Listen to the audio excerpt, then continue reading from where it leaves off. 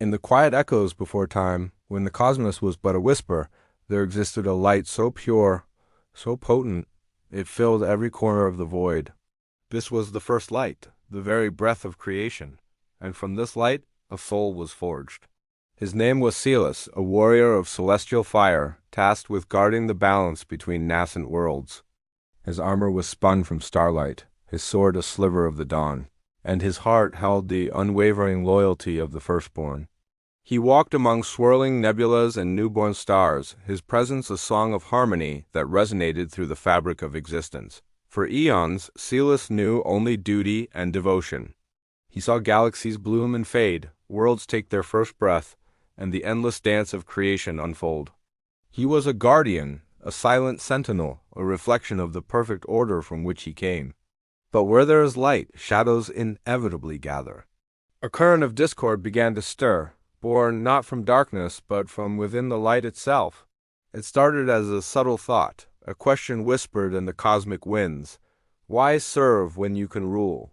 This thought, a seed of pride, found fertile ground in the hearts of many celestial beings.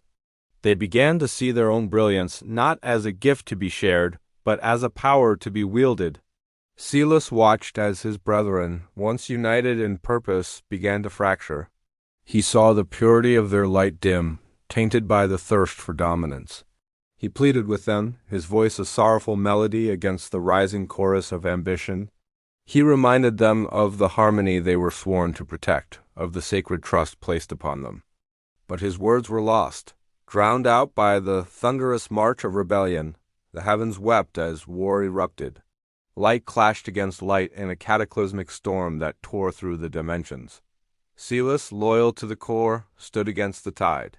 He fought not with anger, but with a heavy heart, his every strike a lament for the unity that was shattered.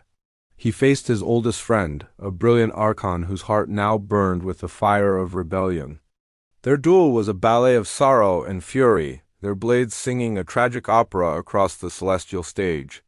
In the final, blinding flash of their confrontation, Celis was struck down. Not by his friend's blade, but by the sheer weight of the sorrow that engulfed him. His physical form dissolved into a shower of fading embers, his light scattered across the void. It was not a death, but a dispersion. His essence, his very soul, was broken into countless fragments, each a tiny spark of memory and light, cast adrift upon the river of time. These fragments, these echoes of a fallen warrior, drifted through the ages.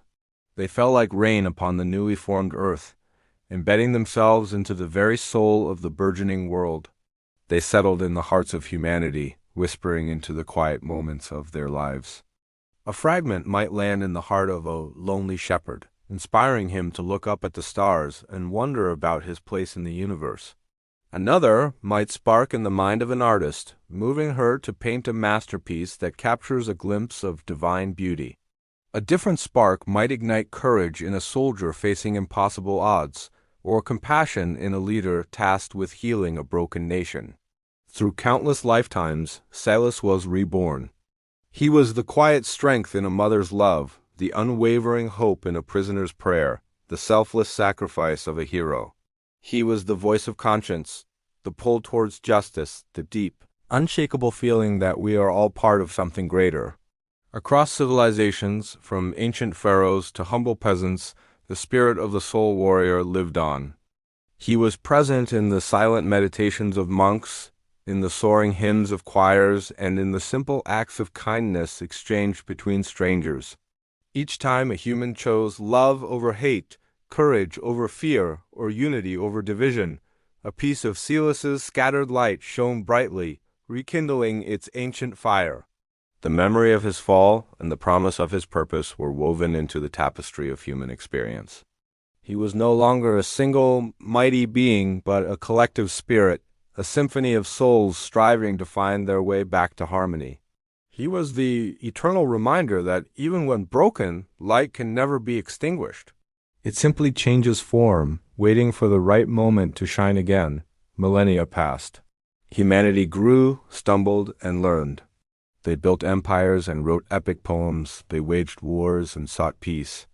And through it all, The fragments of Silas's soul were slowly, imperceptibly, calling to one another. Like iron filings drawn to a magnet, they began to resonate with a shared frequency. A great convergence was beginning.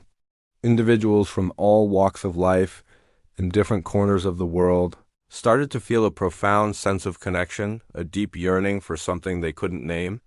They were dreamers, healers, thinkers, and protectors, all feeling the same ancient pull. They were the scattered pieces of a celestial guardian, awakening to their shared identity. The memory of the first light, of perfect harmony, was stirring in the collective unconscious of mankind. The warrior was not just reborn in individuals. The warrior was humanity itself, slowly remembering its divine origin. And so we arrive at this moment, here and now. Look within yourself. Feel that quiet, persistent voice that urges you to be better, to love deeper, to stand for what is right. That is the echo of Silas. It is the soul warrior living within you. The great cosmic battle was never truly over. It simply moved to a new battlefield, the human heart. Every day you face the same choice that the celestial beings faced eons ago. Will you choose the path of pride and division, or the path of unity and love? The story of Silas is not just a myth from a forgotten time. It is your story. It is our story. You are a fragment of that original, brilliant light, a shard of a celestial hero. Your life is a chance to reassemble that light, to mend the fractures of the past through your actions, your thoughts, and your connections with others. Remember, the greatest strength is not found in dominance, but in unity. The purest light is not that which outshines others, but that which helps others to shine as well. The fall was not an end, but a beginning, the start of a grander, more intricate plan. Silas was scattered so that his light could be shared, so that every soul could carry a spark of the divine. He was broken so that he could be reborn, stronger and more beautiful than before. Not as one, but as many. You are a soul warrior. Your battlefield is your daily life. Your weapons are compassion, courage, and hope. Rise and let your light join the chorus. For the age of reunion is at hand, and the universe waits for its guardian to be whole once more. Light, even when scattered across eternity, will always find its way home. And that home is within us all.